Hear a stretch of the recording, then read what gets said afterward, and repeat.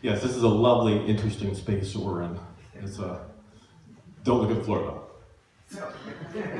Don't look at, no, don't. It's like, ooh, pretty, nice. We are grateful for this place. We are so grateful to be here. Absolutely, absolutely. But don't look too deeply at it. Grateful and partly blind. There we go. Oh, good. So good. Oh. So one of the questions we in New Thought love to ask each other is, what are you eating? Well, that's the first one.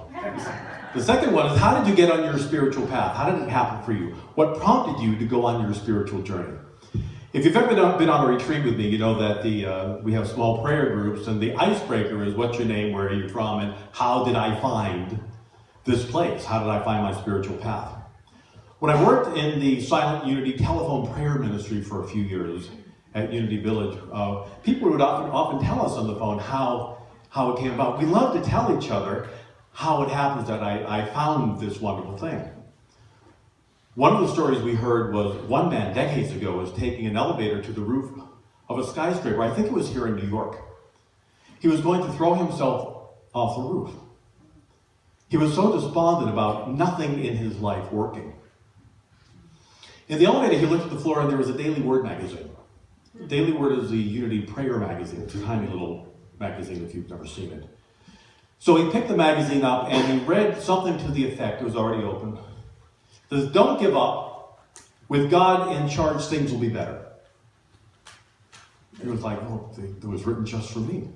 So he got to the top, the elevator door opened, he pushed lobby, went back down, continued reading the magazine.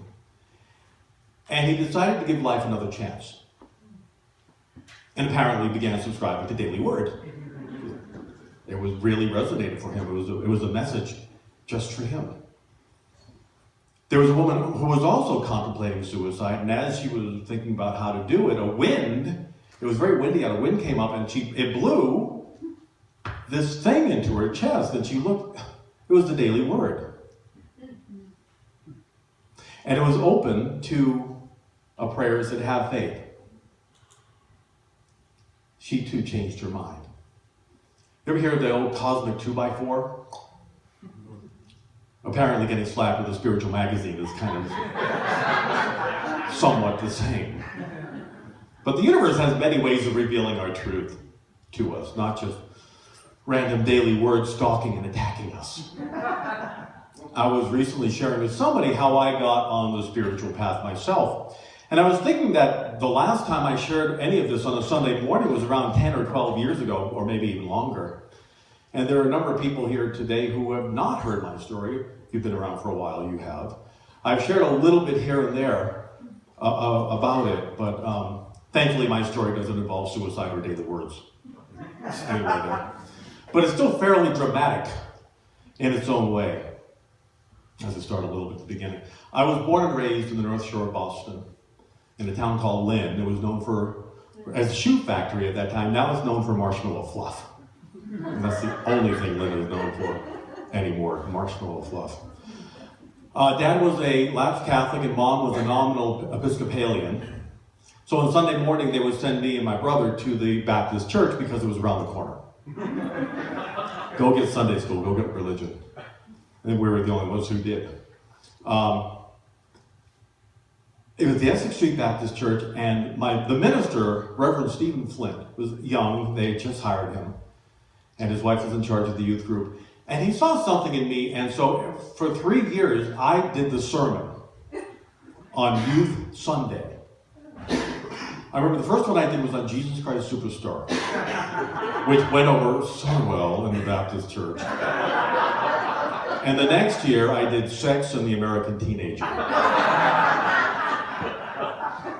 at the Essex Street Baptist Church. Nobody was under 80. My mother turned as red as her hair. And the daggers I was getting from all the people there. I didn't care because I was having a good time. I was having so much fun. Not long after that, the minister took over our Sunday school class, and he wrote on the board, "Who are you?" Who am I? And he said, this is the most important question you will ever ask yourself. And your job in life is to find out the answer to this question. Of course, being a double Scorpio, I immediately wanted to know. Tell me. I have my pencil ready. Tell me what the answer. You've got to find it yourself. Not long after that, and the youth sermon on sex, Reverend Stephen was fired from the church, and I got so upset I left. And I found a new religion called theater. So I studied at the Boston Conservatory, had some lovely classmates. Gerard Alessandrini, who was one of my classmates for Forbidden Broadway, a whole bunch of other people. I went to work shortly after that doing shows, or whatever they paid me to do. As you're young in the theater, you say, sure, I can do that. Roller skate underwater? Yeah, sure. Teach me to roller skate underwater. I need to know how to do that. So I acted, I danced, I sang, I did whatever. I wore a Pink Panther suit on television, and I went on a talk show with a duck. You just do whatever you have to do in the business to get paid. In 1981, I was in the off-Broadway and national tour of Let My People Come. Today, a lot of people don't remember what Let My People Come is. It was the second nude musical after O Calcutta. And I met a lifelong friend there by the name of Carlos Anderson. Yes. Back then, you could smoke backstage. So when we weren't on, we were light up and we talked about God. Tell me more about this God. So we opened in Toronto. We were sold out for 6 months. It was the most astonishing thing. We got great reviews. Packed. It was the Hamilton of its time in Toronto. Sold out recognition. I was in the newspaper. People recognized me in the supermarket. One of my autographs. And as wonderful as it wasn't enough. I kept thinking, wow, this is kind of everything that I've on my checklist of what I wanted to have in my career. And it wasn't enough. I didn't know what more it could have been, so I signed up and I did a Second City training during the day, and then I did the show at night, and it was fascinating and wonderful. I felt my creative muscles getting exercise, and it wasn't enough. One day on my day off, I went to a bookstore, and it was called the largest bookstore in the world. And I went to the bargain basement. The whole thing was a clearance, but they had one bin that said "Last Chance." So of course I was very curious about what the last chances were. And they had a book, a very beat up old book, a little brown book with a little paper cuff that's kind of falling off. And it looked kind of interesting. I opened it up and talked about the healing power of the ancient Egyptians and Chinese. I went, oh, that's kind of cool. I put it back and I started going upstairs and I heard a voice behind me say, buy that book. I turned around to see who said that to me. Rude person telling me to buy a book. I turned around, there was nobody there. All right. So I went upstairs, I browsed for about a half an hour, was going to leave, and I put my hand on the door handle and I heard the voice again say, buy that book downstairs. Still nobody there. So I went downstairs, I looked at the book, and it was 50 cents. Canadian. Which is like a dime back then. And the title said, The Healing Secrets of the Ages by Catherine Ponder, whoever she was. I said, well, 50 cents Canadian, I can throw it away if I don't like it.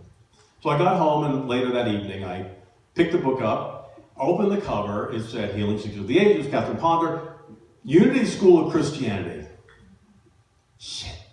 Couldn't believe it, they got me a Jesus book. I was so mad. I was so angry. I thought, let me take a look at this before I throw it away. So I'm pawing through it. I couldn't put the book down. Healing Secrets of the Ages is based on the 12 powers of humankind that Charles Fillmore, the co-founder of Unity, devised to say that we have 12 spiritual faculties all through our being. And they're located in different parts of the body. Kind of like chakras, but a little different. For example, the love is in the heart, strength is in the back, power is in the throat, faith, the third eye, if you will, the pineal gland. And so they were sharing how to activate these powers. And I thought, wow, this is really kind of cool. I don't see any of the Jesus stuff in here that Unity School of Christianity would lead me to believe was here. So I kept reading it. It was really interesting. I started doing the exercises that Catherine Ponder recommended. So one night, the next night, I began to affirm divine life. Divine life is flowing through me now. So I put myself down on the carpet, I put music on, and I fell asleep as I was affirming this. When I came to, it must have been 5-10 minutes later, I felt so energized.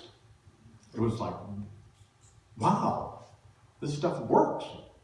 So I just felt the power of life moving through my being, and it really revitalized me. Ruth Warwick, who happened to be our licensed teacher when I was at Unity, was going through her training as a licensed teacher while I was a ministerial student. And we were chatting at lunch. She said, oh, I feel terrible. I feel like I'm getting the flu. And she was sweating, and she was clammy and hot, and her throat was aching, something terrible. And she said, I got my paper to write about Myrtle Fillmore's healing I need to do. Myrtle Fillmore found healing through tuberculosis by affirming, I am a child of God, and therefore I do not inherit sickness. And Myrtle kept repeating it, and she kept doing the work. 2 years later, she was completely healed of tuberculosis. So Ruth was writing the story for about 2.5 hours. And when I saw her later at dinner, she said, there's nothing wrong with me anymore. Writing that paper and doing the affirmations, all of a sudden, after 2 hours, I said, there's nothing wrong. My throat is fine, and my temperature is normal. It left. So as we affirm divine life and know the power of spirit, the power of the universe is moving through us, it begins to take hold. The next night, I began to work on the chapter, Divine Order. Now, Divine Order says that there is an order in the universe. Everything has an order, has a harmony. The plan is everything moves as it should and does. Same in your life. So the exercise is look around the room and see everything as having substance, which means to stand under. It has divine substance. So a piano, there's a divine idea for piano in divine mind. It couldn't exist if it was not a divine idea. So see everything, so it says, call it good. See the God in it and call it good. So I went around the whole living room. The chairs, the desks, the rug, everything. I ran out of things to call good in my room. So I went to the window and people were walking home. It was twilight. I'll never forget this. People were walking home, trying not to fall on the ice. It was Toronto. The ice stays there until July. And they were trying not to fall down. And I was calling them good and seeing them as safe and getting them home in divine order. And it felt wonderful. It felt really good I didn't know these people and I loved them. I'd never felt that before. I was in the theater. I don't love strangers. I just want them to sit in the audience and applaud and do their thing and then leave me alone. But I kept calling these people good and it felt wonderful. After about 10 minutes or so, I started getting the tingle in my legs. I thought, well, my legs had fallen asleep. I started to shake. But it's not that tapping that's uncomfortable. It was actually a buzz. This amazing buzz was going through my legs and it was moving up my leg. I went, this is very strange. And it continued to move up into my groin, which I felt very disconcerting. And then it started moving up into my stomach, and I thought, am I having a stroke? I thought something was really wrong. I began to panic. The energy got to about right here, my sternum, and it exploded through my head, and I was blinded by light. I couldn't see a thing. My eyes were open, and it was the brightest light I'd ever seen, and yet it didn't hurt. And I heard a sound, to this day it's hard to describe it. The sound of rushing wind, of laughter, of a party going on, and yet otherworldly. So I was in this state thinking, am I dying? Is this what dying feels like? I was standing up. I was aware I was standing up, so it could have been a standing death, and I thought that's very weird. So I'm having this ongoing thing in my brain about what's really going on. And then I heard that voice that told me to buy the book. Say, you're here to do my work. And immediately I got a picture flashing back to the Baptist church, being a little kid, talking about sex to all the old people. And I said, oh no, I'm very witty, I'm sarcastic. And I love the theater, I'm not doing anything else. And I could hear, you going to do my work. It'll be fun, it'll be creative, and you'll be taken care of. And I said, but I'm gay. I got you. And I heard, I created you that way. I ran out of arguments. I was arguing with God. So I just stood there and listened as Spirit was laying it all out. Saying, this is going to be your life, not right away. You'll continue doing theater for a while, and it will unfold, and you'll know what to do. And I thought, I was in that state, I don't know how long, but when I came to, it was dark out. And my shirt was wet with tears. And I sat down and I went, oh my God. I looked up Unity in Toronto, started going and went, oh, I'm home. This is a spirituality that works and feels right, and it's not a dogma with people telling me what I had to believe. Here in New Thought, we say, what does your heart tell you is true for you. Spirit has the message just for you and how to create your life. So within 3 years, I got into another tour of a show. There were 5 New Thought people in there. We would meditate at the back of the bus. It was bus and truck. And eventually I ended up in Kansas City. I said, oh dear God. It's like reverse Dorothy.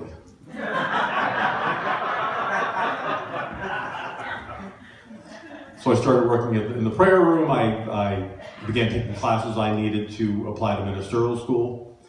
And I got accepted my first time. And that's really kind of unusual. Here I am 33 years later, still doing this.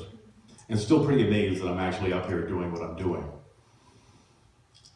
That beginning, that voice, that whole awakening, like Paul on the road to Damascus, seems like a dream, but it's actually more real than anything I've ever experienced in my life. So my spiritual journey began with divine discontent, not suicide, nothing earth-shattering, but just, I know there's something more. I know there's something more in my life, and I don't know how to get there. That there is something more, but I don't know what it is. That more, from the start of being in the Baptist church as a kid, was the minister saw me for who I was, even when I couldn't see it myself. He knew the 11-year-old kid had something there. And he began me on my self-knowledge quest with, who are you? Who am I? Really? Now, the theater trained me for this work on a Sunday morning. Ministerial school seminary trained me to put it all together. Everything I've ever done in the theater, from company managing to directing to acting, I incorporate every single Sunday here. The more was I feel, and continue to feel led to help anybody who is kind of lost in that way, to say it's inside of you. Don't look outside of yourself for your truth. Go to your heart, go to your creative heart, and know you're being led by your intuition. What we call God, but God's not a person in the sky. God is the energy of love, wisdom, joy, order inside of you that knows exactly who you are and what you need to do. And to trust that you are being led just where you need to be. And to know your true self is God. That's the only answer to who are you. I am God in the flesh, expressing and manifesting as me. Never forget you are divine. Fully human, fully divine at the same time. All that is revealed step by step. We don't worry about how. How is not up to you. Because you don't know how. You didn't know how you were going to get to this point. Let how go and let the universe take care of it. Your job is to see the goal, to see who you are, see where you want to be, and be grateful for it. Lift the joy up and go there in the way you're being led. I had a small prayer circle from friends who worked in silent unity with me. One of them was a second-year ministerial student. And I told them, I said, look, if I get into seminary, great, wonderful. If I don't, I'll go back to the theater, and that'll be great too. And Audrey looked at me and said, oh my God, with an attitude like that, you're bound to get into school. And it happened, because I just let it go. I wasn't tied to it. I just said, the Spirit's leading me perfectly. Theater, ministry, it's all good. It's all good. And a week later I did. I got accepted. So the key to having our good, as I discovered through this whole process, is threefold. The first one is be okay with where the universe takes you. That's hard. I don't want to go over the bridge or under the tunnel. But it'll be an amazing adventure wherever you end up. Kansas City, Missouri? Oh my gosh. Really? This too shall pass. This too shall pass. And it actually was a lovely town. I mean, there were worse places to be than Kansas City. And then I ended up in Santa Fe. It was so dry, there was no water. My knuckles bled for 3 years. There were 14 people when I got to the church. But I realized it was an opportunity to grow, to make mistakes, to do whatever I wanted to do, and to create the ministry that I wanted to. And we grew to about 125 by the time I left. If you want to work in your particular field, whatever you're doing, is the universe now revealing to you perhaps there is another place for you to do it? Have you been fighting and therefore not being able to do what you want to do?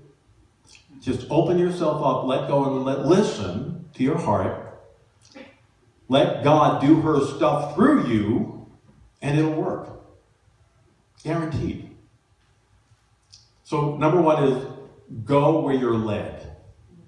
Number two is, what did you love to do as a kid? When you think back, what you loved as a kid, are you kind of sort of doing it at least now? As much as I love performing and all the theater stuff, and I still do, theater's one of my greatest passions. Sharing truth like this, even as a kid in a hostile Baptist church, was where I knew I belonged. I did that journey to the theater to come back to where I needed to be. This feels so at home to me. Where is your home? Where do you live? What is your great creative joy? What did you come to the planet to do? Are you doing it? And if not, why not? Congratulations if you are. Keep going. Keep letting Spirit reveal what the next step is. And let God reveal what it is that you have to do if you aren't currently doing it, because Spirit has it waiting for you. So the third factor is letting go with love, wisdom, and order. Give way to those wonderful faculties within you that are lifting you up and bringing you to the place you need to be. I had my awakening to God by seeing the divine order everywhere at work first, and then seeing it in the people walking home. At the window, I knew order and safety was at work for those people who were coming from work, who were walking home. And I discovered I loved them, and I wanted them to be safe. And that was all it took for Spirit to do the work through me. I'd never felt love for strangers before, as I said. And it was just, boom, there was God. So this week I invite you to write out. Do some journaling work. Get a legal pad. Where is my good? Am I willing to go there? Am I willing to move there, at least temporarily, to have it come forth? Am I doing what is really mine to do in life? Am I loving and serving myself and other people in the process? Our musicians are serving us so greatly. They may be having a great time doing it, and they're still studying, still getting better at it every day, every week, every month. And yet we get so blessed by their wonderful talent and what they do. So yeah, they're doing what they love to do, and they're serving us as well. Our elder brother said, ask believing. Believe that this is yours, and it'll show up. When you're in the flow of God's love and wisdom, your life works perfectly. Are there challenges? Yes, there are. There will always be, because the challenges or life lessons we have set up.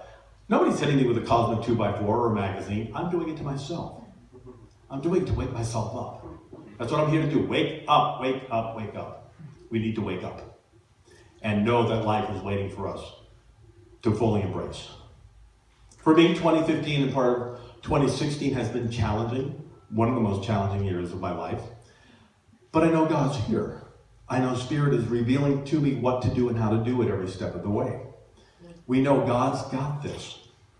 No matter how challenging or how hard it might be right now, you're giving birth.